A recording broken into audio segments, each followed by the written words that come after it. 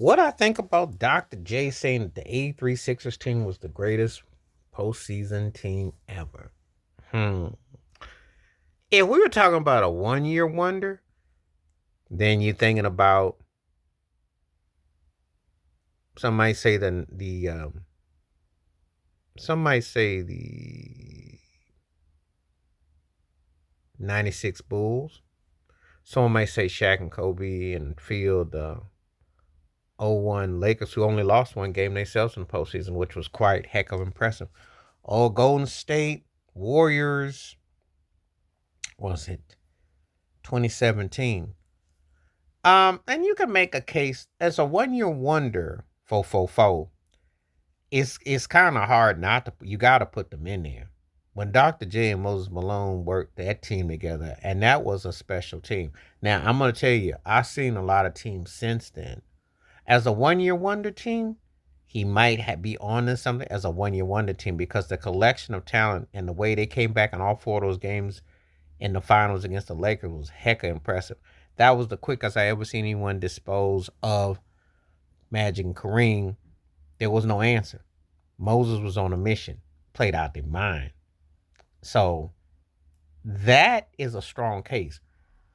The Bulls run was kind of tilted a bit because they pulled around with Seattle and Sean Kemp did look good. You know Chicago was going to win, but it was kind of ugly and kind of crunchy. So that one, even though that Bulls team was tough, that Philly team I might say for that postseason run. That might be because of that. Now the Shaq Kobe led, especially when Shaq was unstoppable and the way they beat this. They lost that one game to the Sixers, which went to overtime, by the way, because Allen Iverson played out his mind to step over against Tyronn Lue. He had to play out his mind because you know how Shaq was balling back then. That one is debatable because at that stage, looking at in totality, I'll say this. You can make the case Philly may have been more of a better overall team. But Dr. J and Moses at that time were not seeing Shaquille O'Neal. So that would have been a compelling series if you could put that up. I don't know too many teams that are going to beat when Shaquille O'Neal was Shaq, when he was in his peak, his prime. I don't know too many people that would have beaten him. I'm just going to keep it 100. So that's debatable. Then we get to the 17 Golden State with Steph. And when Durant came on, well, it was lights out. And you remember he hit those two shots over LeBron, it was lights out. And but even though that whole thing, you still remember the whole thing with Kawhi Leonard, if you remember. But anyway, what do I think?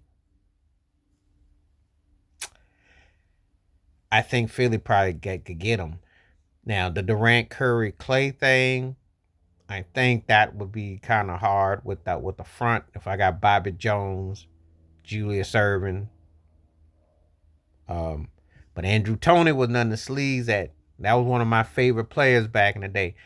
And he doesn't get hurt. Andrew Toney would have been a Hall of Famer. He was known as the Boston Strangler, and he was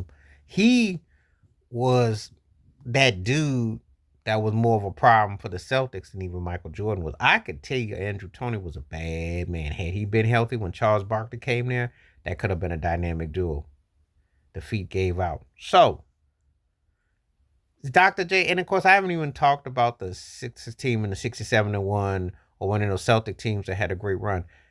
But in a modern context, he got an argument. He got an argument. But I don't know if they beat the Lakers of '01. The Bulls would have been a problem. Now, someone may ask me about that Celtics '86 team, how that would have been with Bird, McHale, and Parrish, how that would. I think it's hard to say. It's hard to say because Styles was a little bit different. It's hard to say. But as far as a 1 year wonder go, you can make a. I think the Sixers. I think the Sixers and that Lakers '01 team, because they both lost one game, and would have been very compelling. That would have been a compelling series, especially when Shaq was Shaq. That would have been very compelling. As far as the 17 Warriors, I don't know. I think that Moses would have been a problem because Golden State didn't have anybody in the glass, and I don't know. You know, I don't know how the Bulls would have done against that Sixers team. Listen, Mo Cheeks handling the rock, If Andrew Toney is healthy, that's a problem for Scottie Pippen. Jordan will be Jordan. Can Rodman offset against Moses, who, by the way, Michael Jordan called the greatest rebounder too. So take that caveat, if you will. I'm just putting that out there because there's only a handful of teams that I've seen since '83 that I would say a 1-year wonder. So it's hard for me to, because that Sixer team was pretty special. That Laker team in '01, that Golden State in '17, and maybe you can debate that Bulls '96. You can debate the Celtics '86.